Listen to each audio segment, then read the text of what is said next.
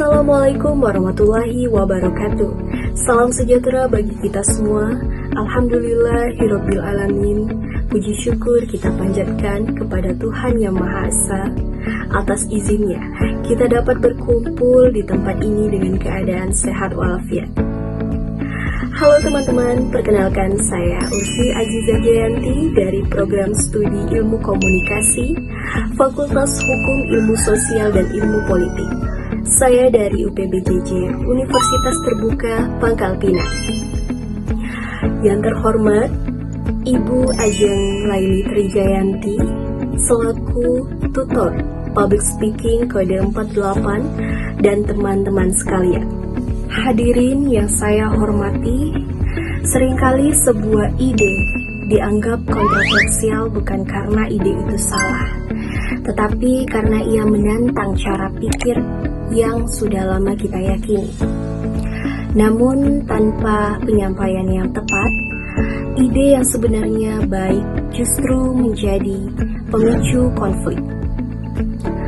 Inilah alasan mengapa etika berbicara sangat penting, terutama ketika kita berada di ruang publik. Etika berbicara bukan hanya soal sopan santun, tetapi juga nilai moral yang membimbing bagaimana kita menyampaikan pikiran dan perasaan. Dengan memahami etika, kita bisa menjaga komunikasi tetap sehat, menghargai pendapat orang lain, dan menghindari kesalahpahaman. Hadirin sekalian, pada kesempatan ini saya ingin menyampaikan 3 hal penting. Yang pertama, prinsip dasar etika berbicara. Yang kedua, tantangan dalam menyampaikan ide yang kontroversial. Dan yang ketiga, strategi untuk menyampaikannya secara etis dan tetap diterima oleh audiens. Pertama, tentang prinsip dasar etika berbicara. Prinsip yang paling mendasar adalah kejujuran. Seorang pembicara harus menyampaikan informasi berdasarkan fakta. Ketidakjujuran tidak hanya merugikan moral, tetapi juga dapat merusak kredibilitas. Prinsip berikutnya adalah menghormati audiens. Kita berbicara kepada orang-orang dengan latar belakang yang berbeda, seperti usia, budaya, dan pengalaman. Karena itu kita perlu memilih kata-kata yang inklusif dan tidak merendahkan. Prinsip ketiga adalah tanggung jawab sosial. Setiap kata yang kita ucapkan memiliki pengaruh. Seorang pembicara yang etis berpikir bukan hanya tentang pesan yang ia bawa, tetapi juga tentang dampaknya kepada masyarakat. Hadirin sekalian, selanjutnya kita masuk pada tantangan dalam menyampaikan ide kontroversial. Tantangan pertama adalah resistensi audiens.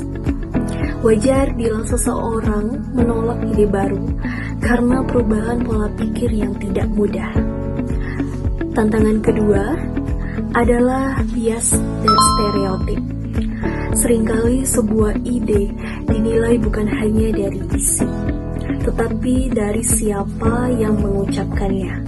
Kondisi seperti ini membutuhkan profesionalitas dan data yang kuat dari pembicara. Tantangan ketiga tentu saja adalah potensi konflik. Topik sensitif bisa memicu emosi. Pemilihan kata-kata yang kurang tepat dapat membuat suasana memanas. Lalu, bagaimana cara kita menyampaikan ide kontroversial secara etis? Yang pertama, mulailah dengan empati. Akui bahwa topik tersebut mungkin sensitif atau tidak nyaman bagi sebagian orang, tetapi sikap ini membangun ruang dialog yang damai. Kedua, gunakan data dan bukti.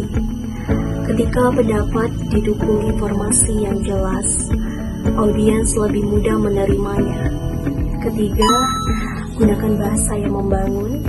Hindari kata-kata yang menyerang atau menghakimi. Pilih diksi yang mengajak audiens berpikir dan berdiskusi, bukan malah diserang. Keempat, jadikan perbedaan sebagai peluang belajar. Tekankan bahwa tujuan etika bukan untuk menang argumen, tetapi memperluas pemahaman. Dan yang terakhir, kendalikan emosi.